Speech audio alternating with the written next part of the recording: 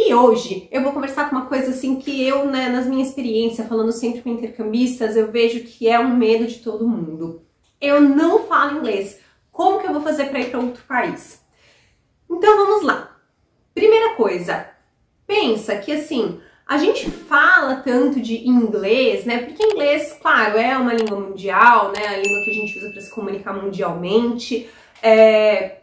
É um idioma que a gente aprende na escola, então que a gente se sente na obrigação de saber. Mas eu, por exemplo, fiz intercâmbio já na Áustria, eu já fui para a Alemanha, e aí você parte do pressuposto que eu teria que saber alemão, né? Ah, mas então fala inglês, todo mundo fala inglês com você. Não, tá? Não é assim. Pensa no turismo, pensa em turistas. Você vê as pessoas viajando para vários países. Cada país que eu for, eu preciso saber a língua daquele país? Ou eu tenho que partir do pressuposto que todo mundo lá vai falar inglês para me comunicar em inglês com todo mundo? Não. Se você está indo fazer um intercâmbio e você não fala inglês, existe lugar para você também. Então, vamos pensar desde o começo, né? Daí eu tô falando tudo isso, mas assim, então eu não preciso falar nada de inglês, eu vou conseguir me virar super bem, vai dar tudo certo.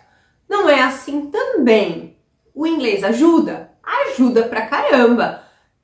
Você vai encontrar, independente do país para onde você vai fazer seu intercâmbio, ou até, né, como eu citei o exemplo de turismo, se você fala inglês, você tem uma chance maior de conseguir se comunicar com as pessoas. Se você vai para um país de língua inglesa, então, que é o mais comum para quem vai fazer intercâmbio, melhor ainda, né? Você vai conseguir se comunicar com as pessoas, pelo menos no nível básico.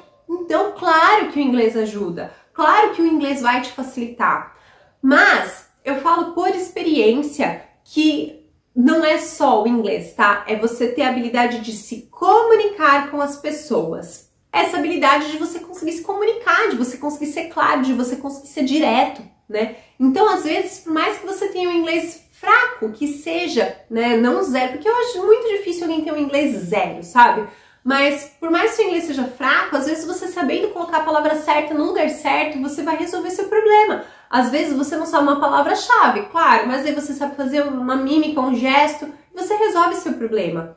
Então, o inglês vai te ajudar, mas as habilidades de comunicação vão te ajudar mais ainda. Se você tiver os dois, fenomenal. Mas pensa que você tem que desenvolver ambos e que muitas vezes isso vai ser desenvolvido ao longo do seu intercâmbio e não necessariamente você vai chegar com isso perfeito lá, né? Porque justamente você está indo para o intercâmbio para você aprender a se comunicar naquele idioma. E enquanto você ainda não tem aquele idioma na ponta da língua, você está indo aprender a se comunicar de alguma forma, né? Então, sim, o inglês ajuda. Se você tiver um inglês básico, ele ajuda. Se tiver intermediário, ele ajuda mais. Se tiver avançado, ajuda mais ainda. Se você se comunicar bem, 100%, tá ótimo, tá excelente. Mas, e se você não tem ainda essas habilidades, o que a gente faz? Então pensa, quando você está indo fazer intercâmbio, você está indo para um lugar onde muitas pessoas estão na mesma situação que você. E se você acha que você tá muito mal, sempre pensa que pode ter alguém pior, tá? Eu gosto muito de dar o exemplo, assim, a gente chega para fazer um intercâmbio, por exemplo, no Canadá.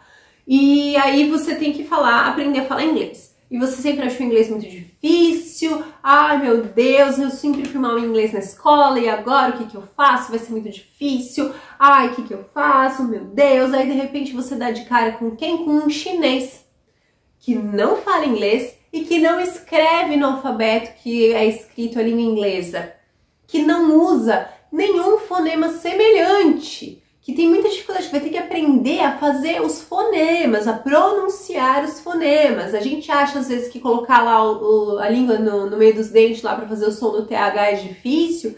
Imagina alguém que tem um idioma com os fonemas completamente diferentes.